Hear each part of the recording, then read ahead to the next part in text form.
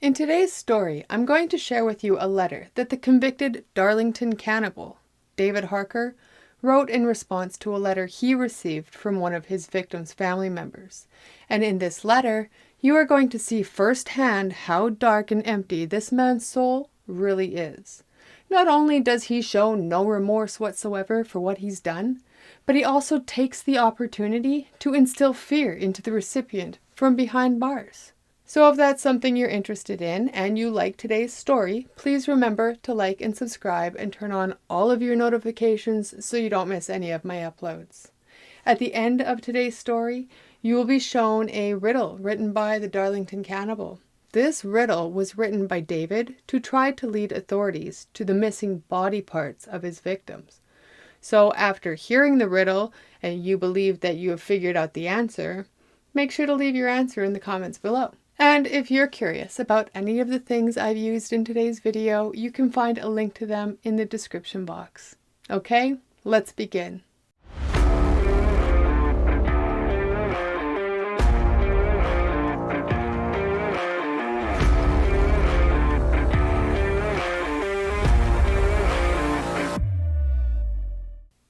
It was a warm summer evening in the small town of Darlington, a place where neighbors knew each other's names and children played in the streets. But on this particular night, a darkness had descended upon the town. No one could have predicted what was about to happen, and no one could have imagined the terror that would grip the community for years to come. David Harker was a man who was an outcast and lived on the edge of society. He had always been somewhat of an outsider, keeping to himself and rarely interacting with others. But there was something about him that set him apart from the other outcasts in the town. Whenever anyone was near him, they would say that he almost gave off an aura of danger, like he was capable of doing something bad at any moment. Despite his odd demeanor, though, no one suspected that David Harker was capable of the unspeakable horrors that were about to come. It wasn't until the first reports of a missing woman began to filter through the town that people started to notice that the safety of their small town had suddenly disappeared, and that safety had been replaced with something incredibly unsettling. Julie Paterson had never really had it easy. Throughout her life, she had been prone to depression and anxiety, and these conditions were amplified by her addiction to alcohol and Valium. Her boyfriend, Alan Taylor, knew Julie's personality and habits and was used to her bouts of depression. He also knew that it was pretty typical for her to go out to a pub in Darlington and not return for a few days, even staying out as long as a week without any word or contact. And so, in April of 1998, Julie did just that. She got herself ready and she headed out to the pub. And since it was normal for Julie to stay out for a while, up to a week at a time, Alan initially didn't really worry about her being gone for so long, because this was their normal. To them, nothing was wrong. But one day that all changed when Julie missed a very important meeting. Julie had made plans to visit with her oldest daughter. This was something she absolutely would not have missed. And so, when Julie did not show up, and nobody knew where she was, Alan knew something must be terribly wrong.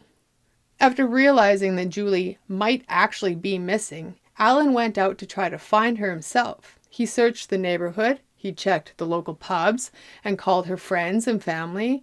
But when nobody had heard from her, and he had no other options, Alan called the Darlington police to report her missing. Since Julie had already been missing for several days, police immediately started searching everywhere.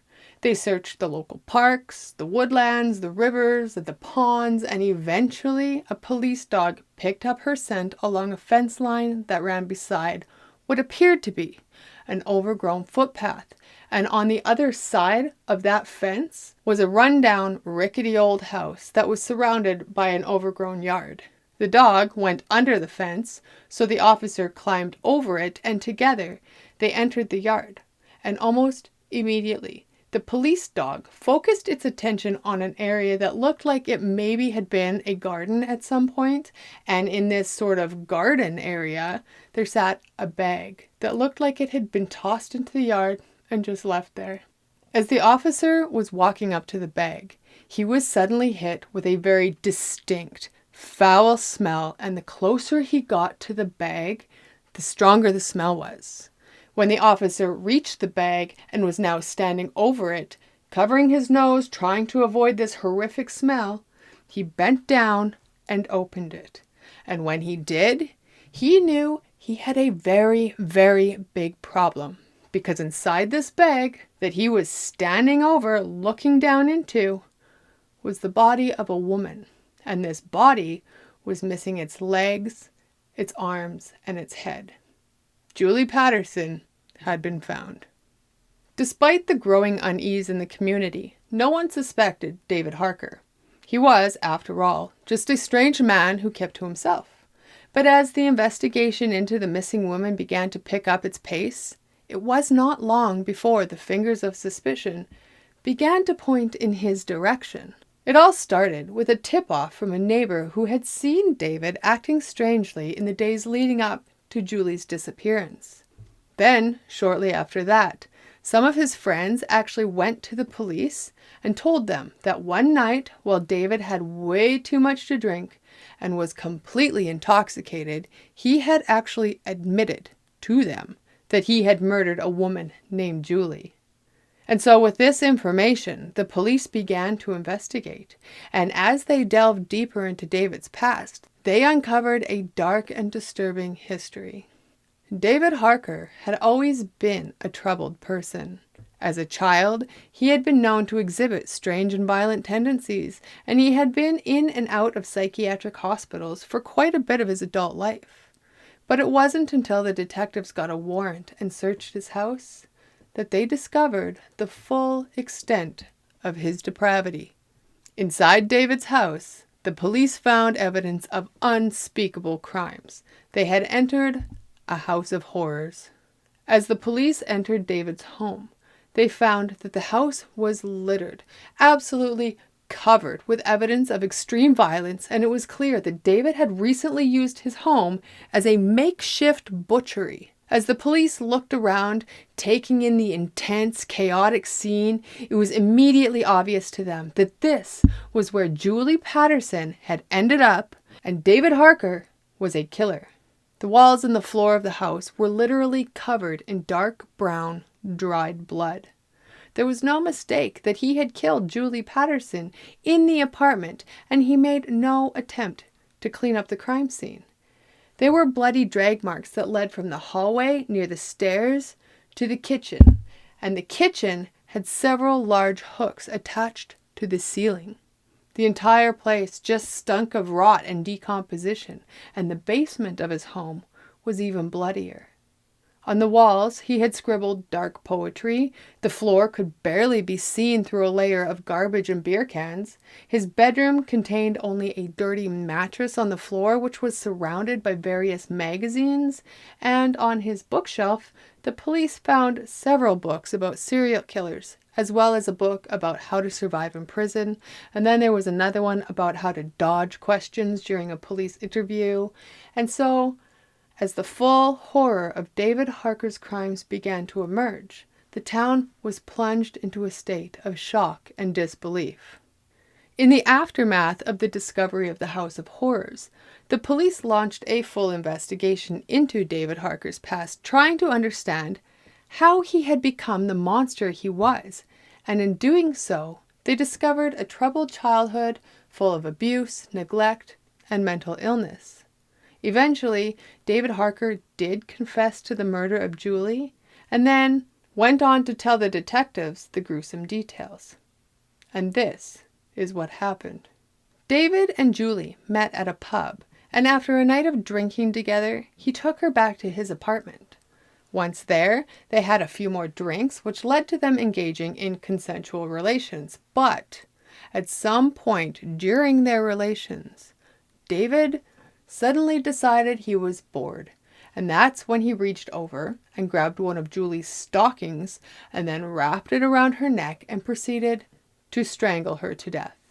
The next day, while he was looking at Julie's body laying on the floor, he suddenly got up from his spot where he was sitting, went into the kitchen, and then came back to Julie's body holding a regular kitchen knife. He then proceeded to cut a chunk of flesh from her thigh. He placed it in a pan, and then he cooked it with garlic, pasta, and cheese. And then he ate it.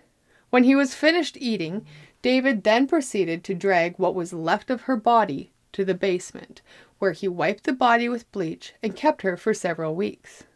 And then, when he decided he was done with her body, he used a saw to decapitate her and remove her limbs. Detectives knew what he had done with the torso, but David refused to say what he did with Julie's missing body parts. During interviews with psychiatrists, David said, "People like me don't come from those films. Those films come from people like me." He then told them that his ambition was to become Britain's youngest and most notorious serial killer. The psychiatrists evaluating David determined that he was in the top 4% of Britain's most disturbed men, and as a result, he was sent to a high-security prison rather than a mental hospital because it was obvious that there was no chance of rehabilitation.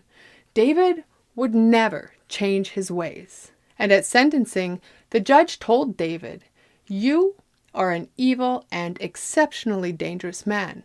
You killed her in the most terrible circumstances and dismembered her body. You glorified in her death and the manner of her death. I have no doubt that given the slightest opportunity, you will kill again." Despite Julie's family's request, he refused to tell anyone what he had done with the rest of her body. Freddie Newman, the father of 2 of Julie's children, sent letters to David in prison, and David replied saying, "It's always good to know that people are thinking of me, especially those who suffer because of my actions. You are correct when you speak of decency. I have none. I have no inhibitions, remorse, or regret, and therefore care not one bit if your wife has a full body burial or not. I hope you are happy in the knowledge that you don't suffer alone in your loss. Your wife was not the first or the last person I killed. You ask why I have done this evil thing? Well, I could intellectualize endlessly about murder, mutilation, decapitation, and cannibalism, but a man of your intellect wouldn't be able to grasp any of it. So to give you something you could understand, I killed all of those people I did because I enjoyed it. Do you hate the evil man who chopped up and ate your wife? I am not an evil man, Mr. Newman, but I am a monster. Don't bother writing to me again, or I will show you terror unbound. I do have your address now. Goodbye, Mr. Newman." David has never revealed what he did with Julie's missing body parts either. But years later, in a creepy final twist to the story, David sent the newspaper, the Northern Echo, a riddle. If they guessed the correct answer to this riddle, they would find Julie's body parts.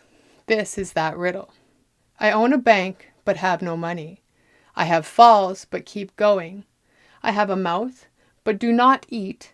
I have a bed, but do not sleep. I have a beginning, but no end. What am I? Do you know where it is? To this day, this riddle has not been solved, and Julie's body is still missing. So that's going to wrap it up for this video. Thank you for watching, and if you haven't already, please make sure to like and subscribe, and maybe leave a comment or 2 below, because that type of thing really helps my channel. If you have any story suggestions, please leave it in the comments below, and I will see you again later.